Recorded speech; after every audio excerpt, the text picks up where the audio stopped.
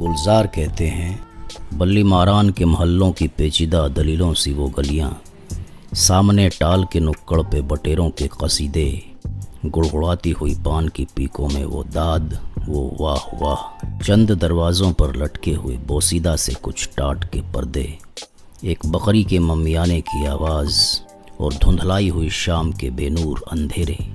ऐसे दीवारों से मुंह जोड़ के चलते हैं यहाँ, चूड़ी वालान के कटरे की बड़ी वी जैसे, अपनी बुझती हुई आँखों से दरवाजे टटोले। इसी बेनूर अंधेरी सी गली कासिम से एक तरतीब चरागों की शुरू होती है।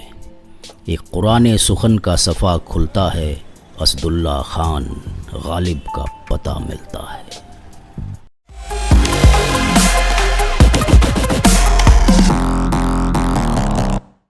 बस एक आवाज़ है जो गूंजती रहती है अब घर में, न था कुछ तो खुदा था, कुछ ना होता तो खुदा होता, डुबोया मुझको होने ने, ना होता मैं तो क्या होता।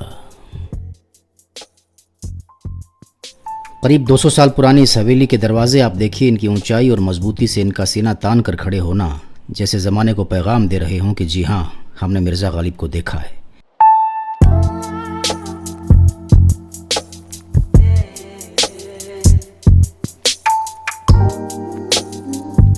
ये हवेली का गलियारा जहाँ से होकर गालिब निकले थे, मानो कह रहा हो कि यहाँ से गालिब निकले आखिरी बार तो फिर ना आए, मगर मुझे आज तक इंतज़ार है उनका।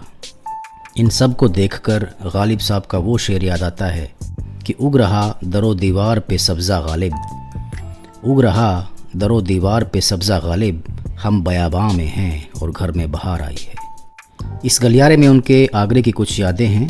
दोनों तरफ उनकी लिखी शायरी की गवाही देती है किताबें, और ये लैंप दोनों तरफ और बीच में बैठे हुए मिर्ज़ा नौशा यानी गालिब साहब, जैसे महफिल सजी हो और वो कोई गज़ल सुना रहे हों।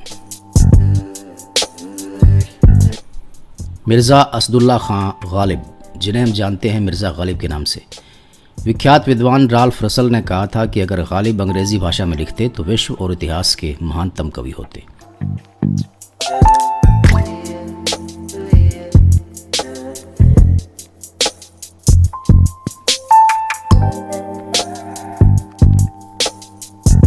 हिंदुस्तान के सबसे ज़्यादा पढ़े जाने वाले और पसंद किए जाने वाले शायर थे मिर्ज़ा गालिब। और जब हम हिंदुस्तान की बात करते हैं तो ये हिंदुस्तान था आज़ादी से पहले वाला हिंदुस्तान, यानी अनडिवाइडेड इंडिया, जिसमें पाकिस्तान, बांग्लादेश सब शामिल थे।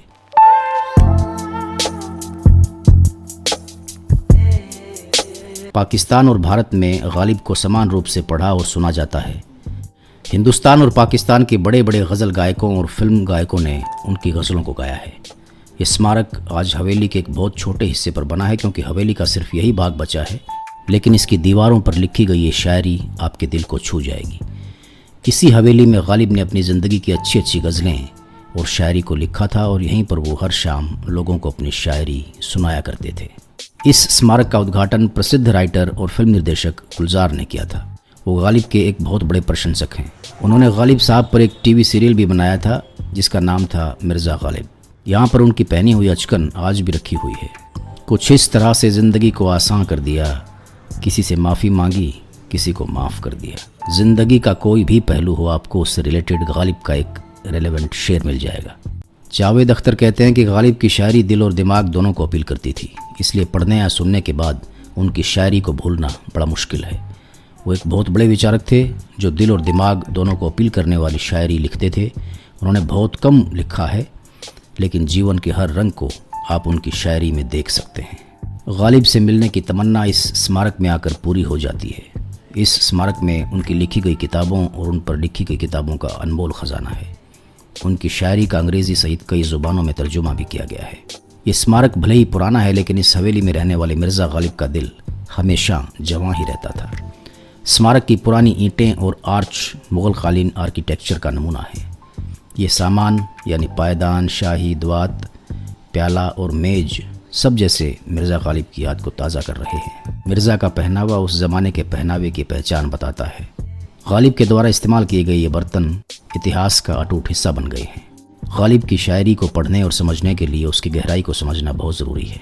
मिर्ज़ा गालिब को वैसे तो उर्दू का शायर माना जाता है, लेकिन उन्होंने फ़ारसी में भी लिखा है। वो कहते हैं कि अगर मेरी शायरी को समझना है तो पहले फ़ारसी में पढ़ो, फिर उर्दू में पढ़ो, तो बेहतर आप उसको समझ पाओगे। मिर्ज़ा गालिब की शायरी को आप जब भी पढ़ेंगे आपको ताज़गी से भरी हुई महसूस होगी। उनकी शायरी कभी भी पुरानी नहीं हो सकती। उनकी शायरी आपको अंग्रेज़ों के पहले के उस हिंदुस्तान में लेकर जाती है जहाँ एक तहज़ीब हुआ करती थी, जो एक सुनहरी हिंदुस्तान था। पूछते हैं वो कि गालिब कौन है, पूछते हैं वो कि गालिब कौन है, कोई बतलाओ कि हम बतलाएं क्या। हरियाणा में एक जगह है लोहारू, वहाँ के नवाब ख़ानदान में शादी हुई थी मिर्ज़ा गालिब की, और उनको घर जवाई बनाकर आगरा से दिल्ली लाया गया था। इसीलिए उनको मिर्ज़ा नौशा भी कहा जाता था। नौशा का मतलब है घर जवाई। मिर्ज़ा गालिब ने 1857 का गदर भी देखा, मुग़लों के आखिरी बादशाह बहादुर शाह ज़फ़र का पतन भी देखा और अंग्रेज़ों का उत्थान भी देखा। मिर्ज़ा गालिब का निधन जिस साल में हुआ वो था 1869, और आप जानते हैं कि उसी साल जन्म हुआ था महात्मा गांधी का। यानी मिर्ज़ा गालिब ने अंग्रेज़ों के उत्थान को देखा, उनकी मौत और महात्मा गांधी के जन्म से जुड़ा ये इत्तफ़ाक। ऐसा लगता है गालिब हिंदुस्तान में अंग्रेज़ों के पतन के बीज बोकर चले गए थे।